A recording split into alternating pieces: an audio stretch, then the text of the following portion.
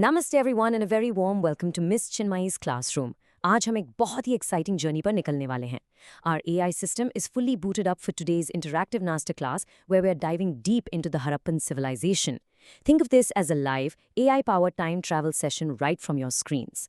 I am your host, Ms Chinmayee, and today we're going to decode ancient archives and notes to create the ultimate study guide. This is absolutely going to help you lock down your board exam prep. तो चलिए शुरू करते हैं. While our AI loads the first set of archival notes, I want you to think about this question. How old is our history, really? Zyadatar log sochte hain ki hamari history bas kuch 100 saal purane hai, right? But we're jumping all the way back to 2600 to 1900 BCE.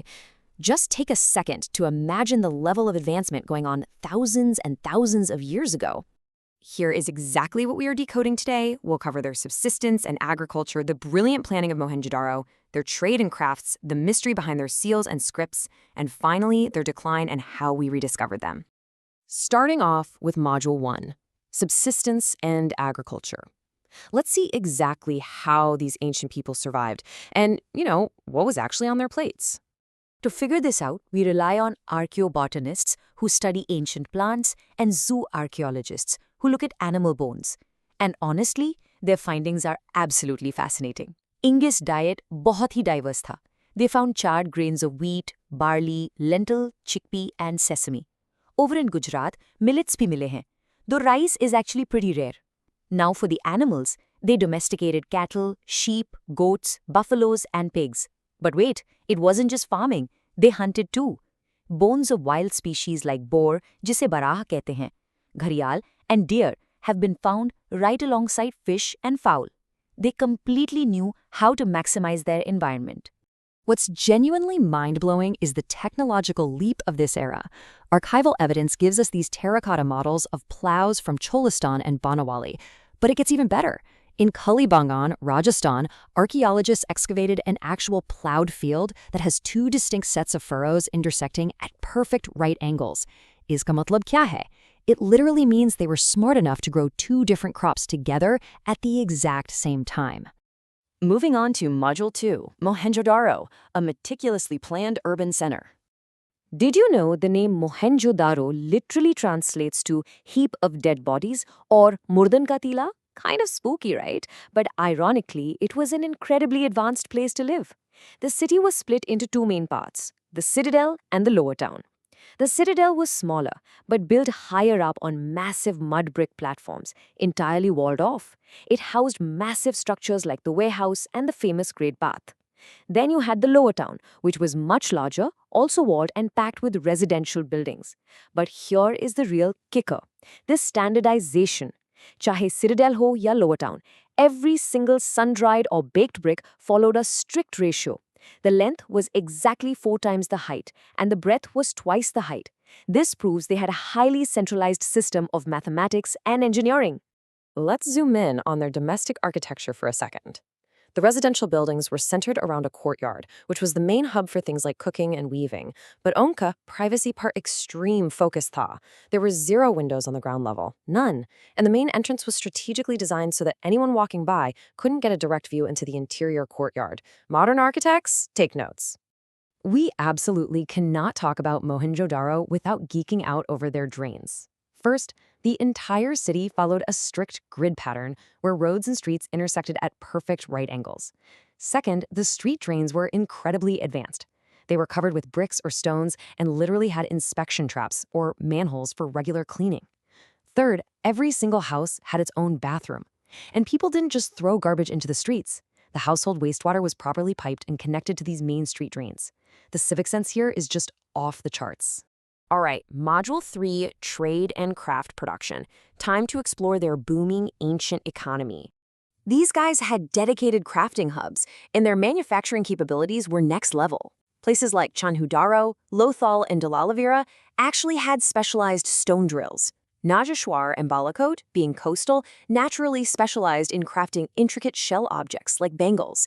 And they used materials so creatively, they took steatite powder, made it into a paste, and molded it into a huge variety of complex bead shapes. That beautiful red carnelian they used, it was actually obtained by meticulously firing yellowish raw material in kilns to change its color. Plus, they didn't just sit around waiting for materials.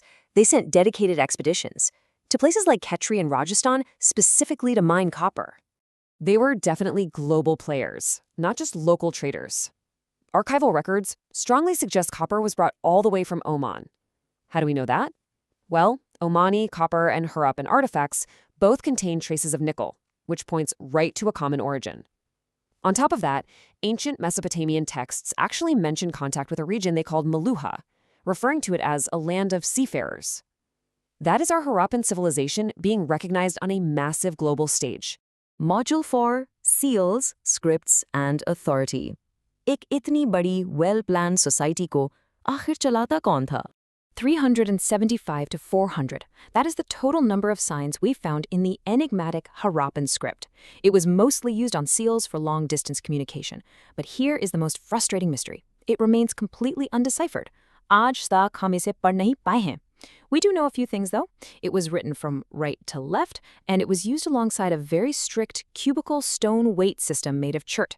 This weight system followed incredibly precise binary and decimal rules to ensure absolutely exact trading.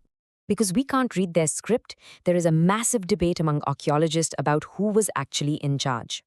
Theory A suggests there was no single ruler, but maybe several rulers for different areas, like one for Mohenjo-daro and one for Harappa. Theory B, on the other hand, argues for a single unified state.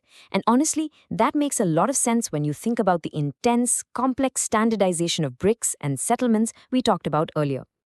Early archaeologists did find a massive building and hastily labeled it a palace, but wahan se koi bhi spectacular items nahi mile to actually prove it was royal. So, the mystery remains. You might have actually heard of the famous priest king. Archaeologists dug up this rare stone statuary of a seated man in a very standardized posture. Now, because those early excavators were super familiar with Mesopotamian history, which had priest kings, they just borrowed that term and slapped it onto this Harappan figure. But frankly, we have absolutely no real idea if he was a priest, a king, or neither. Finally, Module 5, Decline and Modern Discovery. How did all this end, and how did we eventually find it again? Sometime around 1800 BCE, most mature Harappan sites were just mysteriously abandoned. The data highlights multiple theories about what went wrong. Some experts point to massive ecological issues like climate change, deforestation, and severe droughts. Aryan Wheeler famously theorized an Aryan invasion, while D.R. Sani suggested catastrophic floods wiped them out. Others think a major change in the course of the river literally dried up the lifeblood of the cities. We're presenting all of these impartially here because history is still actively trying to piece this massive puzzle together. For thousands of years, these grand cities just lay buried. Let's quickly track the timeline of how they were rediscovered. Back in the 19th century, Cunningham, the very first Director General of the ASI, actually got his hands on a Harappan seal. But he was totally confused. He used accounts left by Chinese Buddhist pilgrims to map his time frame, which is super ironic because he was relying on much newer texts, completely missing the fact that Harappa was thousands of years older than those pilgrims. It wasn't until 1924 that John Marshall proudly announced the discovery of this ancient civilization to the entire world. And later, in 1944, R.E.M. Wheeler took over the ASI. Now, the methods used by these two directors were like night and day. John Marshall excavated along regular, mechanical, horizontal units uniformly throughout the mount. The big problem there? He completely ignored the natural stratigraphy. That means artifacts from wildly different time periods got all mixed up in the same collection piles. When R.E.M. Wheeler arrived, he brought literal military precision. He rectified this huge problem by insisting on following the natural stratigraphy, meaning you dig layer by layer, recognizing that the deeper layers are always older. This was an absolutely crucial scientific upgrade for Indian archaeology. But hey, even with all this scientific digging, the problem of interpretation is still huge. Early archaeologists often just guessed that any unfamiliar or weird objects must have had some religious significance. Heavily jeweled terracotta women were instantly labeled mother goddesses. A yogic figure on a seal surrounded by animals got named Proto-Shiva. Conical stones were classified as lingas. We are constantly looking at their deep, deep past through our own very modern lenses. Which brings us to the ultimate question to wrap up our masterclass. अगर हम कभी उनके उन 400 enigmatic signs को finally decipher कर पाएं, what will happen? Will it confirm all our careful archaeological theories? Or will it rewrite history completely? सोचिए इस बारे में. Thank you so much for tuning in to Ms Chinmayee's live interactive AI session today. I really hope this study guide helps you master the Harappan civilization. Keep exploring, keep questioning, and I will see you in the next class.